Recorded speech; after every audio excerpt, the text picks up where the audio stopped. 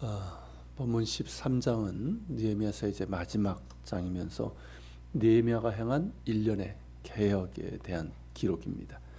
다만 이제 이 13장에 있는 것이 한꺼번에 행한 것이 아니라 시기를 두고 사안에 따라서 단행한 개혁입니다. 오늘은 그 중에 첫 번째 것인데 이제 그날이라고 되어 있죠. 이때가 언제인지 정확하진 않지만 아마도 이제 예루살렘 성벽 봉헌식 당일이거나 그날로부터 가까운 어느 날인 것으로 보입니다. 그날에도 모세의 책을 낭독하여 백성들에게 들려주었습니다. 모세의 책은 아시는 것처럼 창세기에서부터 신명기까지 모세 오경을 말합니다. 책이라고 했지만 사실은 두루마리죠. 그것도 구약시대 때는 나중에 뭐 양가죽, 염소가죽도 썼지만 이 구약시대 때는 송아지 가죽으로 썼습니다.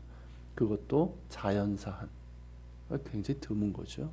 이렇게 송아지 가죽으로 만든 두루마리에 정말 신중하게 기록을 했는데, 그러다 보니까 오경이 굉장히 양이 컸고 또한 귀했습니다. 아마도 이들 대부분은 그제서야, 지금에서야 성경을 직접 읽고 들었을 겁니다. 나라가 멸망하고 포로로 끌려갔다가 70년 만에 다시 고국으로 돌아온 것 아닙니까? 그 이후에 성전을 재건하고 성벽을 다시 지으면서 정말 힘겹고 치열하게 살았습니다. 그러한 시절에 이러한 성경 두루마리가 얼마나 있었겠습니까? 아마도 예루살렘 성전과 그 안에 몇몇 회당에나 있었을 겁니다. 그러니 백성들 대부분은 성경을 직접 보고 들을 수 있는 기회가 거의 없었던 것이죠. 이런 것을 보면 오늘날 우리는 얼마나 복된지 모르겠습니다. 손쉽게 성경을 구할 수 있고 뭐 집에서도 몇 권씩 있지 않습니까? 그리고 심지어 스마트폰을 통해서도 무료로 성경 앱을 깔아서 수시로 볼 수 있게 되었습니다. 에스라 느헤미야 때도 그렇고 불과 얼마 안 되는 과거와 비교를 해보면 정말 엄청난 축복이고 감사한 일이 아닐 수 없습니다. 하지만 이제는 너무 흔하게 되니 성경을 귀하게 여기지 않고 가까이 하기도 게을리하는 것은 아닌지 모르겠습니다. 성경은 여느 종교와 같은 어떤 경전이 아니라 살아계신 하나님의 말씀입니다. 이스라엘과 우리 인간의 삶의 자리에 찾아오셔서 당신을 계시하시고 죄로 인해서 죽을 수밖에 없는 인간을 구원하시고자 한 하나님의 구속사, 러브스토리가 담겨 있습니다. 구원과 생명의 말씀이고 진리의 말씀이며 우리가 하나님의 백성으로 어떻게 살아가야 되는지에 대한 길이 담겨 있습니다. 말씀을 들음이 없이는 믿음은 없습니다. 들음에서 그 믿음이 나온다는 그 말씀처럼 말입니다. 하나님의 말씀은 살아있어서 사모함으로 겸손히 귀를 기울여 듣는 자에게는 교훈과 책망과 의롭게 함과 바르게 하는 능력으로 역사하고 그 영혼의 깊은 곳까지 감찰하셔서 고치시고 새롭게 하십니다. 그러므로 날마다 말씀을 가까이 하여 읽고 묵상하고 또한 올바르게 성경을 해석하는 설교자의 설교를 귀 기울여 들어야 합니다. 하나님의 말씀을 귀하게 여기고 사랑하는 사람이 되시기를 바랍니다. 에스라 느헤미야는 계속해서 성경을 낭독하여 들려주었습니다. 그리고 백성들은 말씀을 귀 기울여 들었습니다. 이렇게 또렷하고 분명하게 들은 적이 거의 없었을 겁니다. 그렇게 성경을 낭독하고 또한 해석해주고 백성들은 귀 기울여 들을 때 성령께서 역사하셨습니다.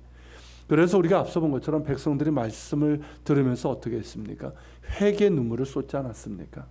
자신들의 죄를 깨닫고 회개하며 다시는 죄로 인해서 수치를 당하지 않겠노라는 다짐과 결단을 했습니다. 그날도 성경을 낭독하여 백성들에게 들려주었습니다. 백성들은 하나님의 말씀을 들으며 아브라함을 통해서 자신들을 택하신 하나님의 은혜 감사를 했습니다. 출애굽의 역사를 들으면서 억누를 수 없는 감격에 빠졌고 또 광야에서의 반역적인 불순종의 이야기를 들으면서 그것이 곧 자신들의 죄임을 깨닫고 회개했습니다. 그리고 레위기를 들으면서 하나님께서 자신들에게 원하시는 것이 거룩이라는 것을 알았습니다. 내가 거룩하니 너희도 거룩하라. 이 말씀을 들었습니다. 거룩하신 하나님께서 그들을 거룩한 백성, 제사장 나라로 세우셨음을 깨닫게 된 것입니다. 이 말씀을 들으며 그들은 거룩하신 하나님의 택하신 백성답게 거룩을 지키는 하나님의 백성이 되겠다는 결단을 하게 됩니다. 그런 중에 민수기와 신명기를 접합니다. 거기에는 모압이 발람을 고용해서 이스라엘을 저주하려고 한 일이 나옵니다. 그리고 신명기 23장 3절에서는 이런 말씀이 있습니다. 암몬 사람과 모압 사람은 여호와의 총회에 들어오지 못하리니 그들에게 속한 자는 10대뿐만 아니라 영원히 여호와의 총회에 들어오지 못하리라. 이스라엘이 광야 생활을 마치고 약속의 땅으로 향할 때 암몬과 모압은 지름길을 허락하지 않았습니다. 그 길을 허락하지 않았습니다. 그래서 먼 길, 사막길, 광야길을 우회해서 가야 했습니다. 또한 이스라엘 백성들을 끊임없이 괴롭혔죠. 발람을 고용해서 이스라엘을 저주하도록 했고 모압 여인들을 통해서 이스라엘 남자들을 유혹해서 유상 숭배에 가증한 일과 성적인 간음에 빠지도록 했습니다. 그로 인해서 하나님께서는 암몬과 모압 사람들이 여호와의 총회에 들어오지 못할 것이라고 하신 겁니다. 그런데 자신들을 보니까 어떻습니까? 암몬 사람과 모압 사람들이 아무렇지도 않게 뒤섞여 살고 있었습니다.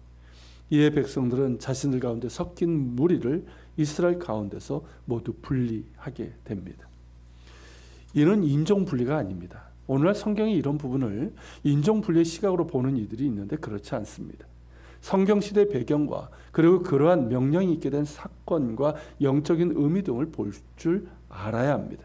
이는 인종 분리가 아니라 하나님의 구속사를 방해한 자들에 대한 심판이고 또한 이스라엘의 거룩의 기준으로 봐야 됩니다.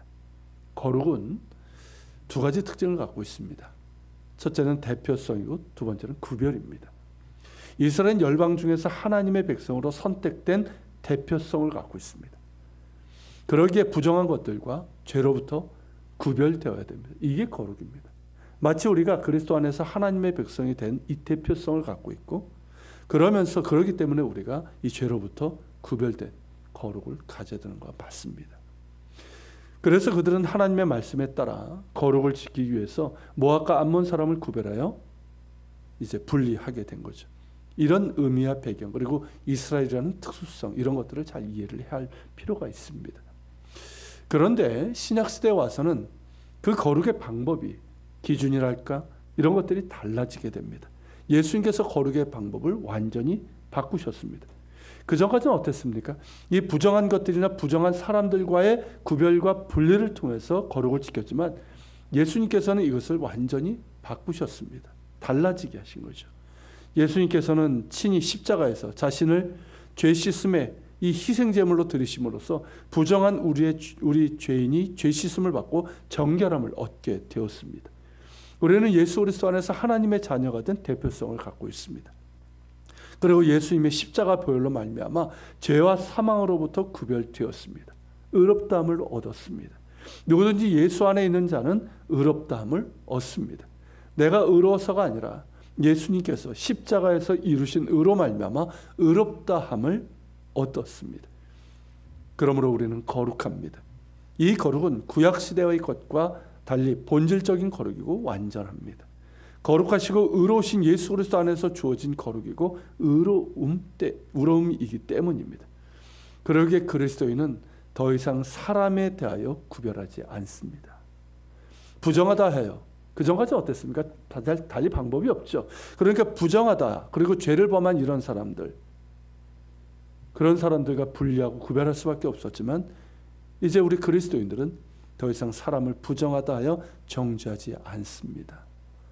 예수님께서 세리와 죄인들의 친구가 되셨던 것처럼 우리 역시 더 이상 사람을 구별하지 않고 예수 그리스도의 사랑으로 다가갑니다. 또한 예수님께서는 우리가 세상의 빛이요 소금이라 하셨습니다. 예수님의 십자가 보혈로 이미 깨끗함을 얻었기에 세상의 빛이고 소금이라는 것이고 또 그렇게 살아가야 한다는 것입니다. 그래서 세상을 거룩하게 하라는 것이죠. 우리는 이러한 예수님의 말씀에 따라 거룩의 삶을 삽니다. 이 거룩의 바탕은 사랑입니다. 사람에 대한 긍휼이고 사랑입니다. 죄는 미워하되 나를 더럽히는 이 죄와는 당연히 구별해야 되지만 사람에 대해서는 예수님의 마음으로 긍휼히 여기며 사랑하는 거룩입니다. 이 거룩만이 사람을 변화시킬 수 있습니다. 이 거룩만이 우리가 하나님의 백성으로 살아갈 수 있고 또 예수 그리스도의 사랑으로 사람을 구원할 수 있으며 세상을 변화시킬 수 있습니다. 그러므로 더욱더 십자가를 바라보며 이 거룩의 능력을 날마다 덧입을 수 있기를 바랍니다. 같이 기도합시다. 주님, 이스라엘 백성들이 하나님의 말씀을 들을 때 그들이 그 말씀을 통해 죄를 깨닫고 회개하며 또한 하나님께서 원하시는 거룩이 무엇인지를 알게 되고 또한 행했습니다. 주님, 우리 역시 하나님의 말씀을 귀하게 여겨 하시고 날마다 가까이 하게 하옵소서. 그래서 말씀을 듣게 하시고 말씀을 들음으로 거룩을 행할 수 있는 저희들 되게 하옵소서. 그리고 날마다 예수 그리스도의 십자가를 바라보길 원합니다. 우리가 십자가를 통해서 내가 이미 거룩함을, 의롭다함을 받은 사람임을 기억하게 하시고 더욱더 예수 그리스도의 보혈로 정결하게 하여 주시며 또한 주님의 사랑으로 사람을 궁히 여기고 또한 사랑하는 그 마음으로 우리 주변에 있는 사람들에게 가까이 다가서게 하시고 그들에게 그리스도의 사랑을 전하게 하시고 또한 세상의 소금이요 빛으로 살아가는 가운데 세상을 변화시킬 수 있는, 거룩하게 변화시킬 수 있는 주의 백성들 될 수 있도록 주님 우리를 붙들어 주시옵소서. 같이 기도하며 주님 앞에 나아갑시다.